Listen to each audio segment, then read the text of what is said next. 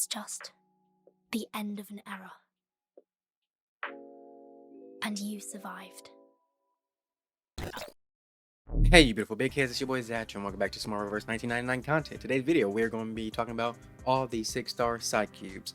Now, we're talking about these because on the 5th day login, you get one for free. Pretty much, you get to pick any of these just from simply logging in. So, yeah, what I'm going to do here is just break down what they all do and what characters they are good with. I'm not telling you exactly which one to pick because that's not my style. I simply give you information to work with so you can make your own informed decisions. All right. But before we do that real quick, if you end up picking a Psychube that you don't like and you regret it, don't worry about it because you can literally farm them and get another. If you have the resources, go to the Numa analysis. This is where you just do the stages and you can get more of the currency to buy another in the Psychube shop. Literally, when you first do it, there is a first special drop. You get 20, but specifically you get 5 every run.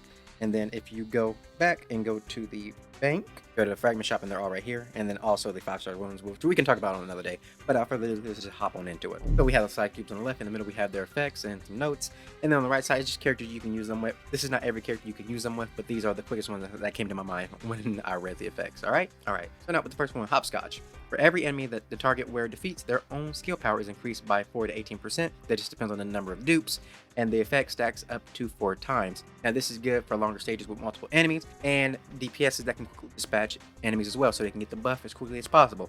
So characters like Centurion, A Knight, Lilia can wipe the floors with enemies and then get the buff and keep on wiping the floors with them. But obviously you want to have longer stages because if it's quick and easy, then even though you are killing enemies and getting a damage buff, I mean, you ain't gonna be in the game long enough to really enjoy it. Next up, we have a Brave New World. After the wearer casts their ultimate skill, the skill power of their next normal skill is increased by 20 to 40%. Literally, everyone can use this one because everyone has an ult. But specifically for a character like A Knight or Regulus, A Knight in the case of once you use the ultimate and give everybody a buff, then that next hit is going to hit even harder for him. So if you have another good card right after, it's going to go crazy. But in the case of someone like Regulus, you can cast it, get rock and roll, evade everything for that next turn if it's not an ultimate. And then you can build back up to another really hard hit with Relentless Heart again, well, wipe the floor with the enemy. Next up, we have Thunderous Applause. Attack damage is increased by 16 to 32% when the wearer's single target attacks crit.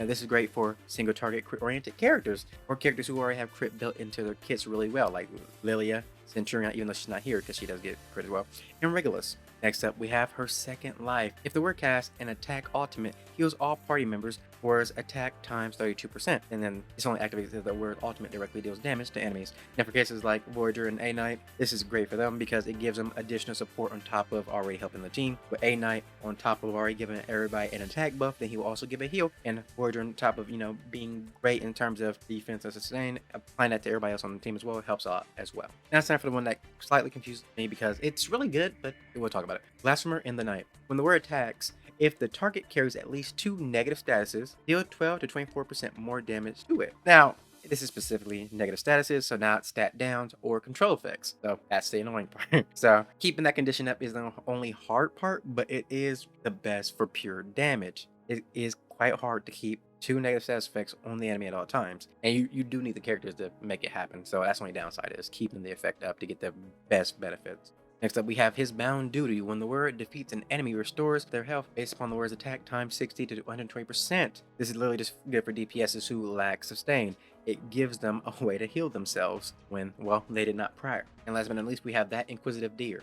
After the wearer casts a debuff skill, heals the lowest health ally for the wearer's attack times 24 to 48%. This can only trigger once per turn. This is good for characters who can easily cast debuffs to further support their team with healing. It's really that simple. So if you don't necessarily want to use a healer, this is just another way to heal your team while having a debuff around it, further support everybody else. But yeah, that's all the 6-star Psychubes. Obviously, I will do one for the 5 stars later, but I just want to do the 6 stars first because, well, we get a free one. And yeah, hopefully this makes your choice a little bit easier and hopefully it helped you out. Anyways, I will see you in the next one. Love you guys, and bye-bye.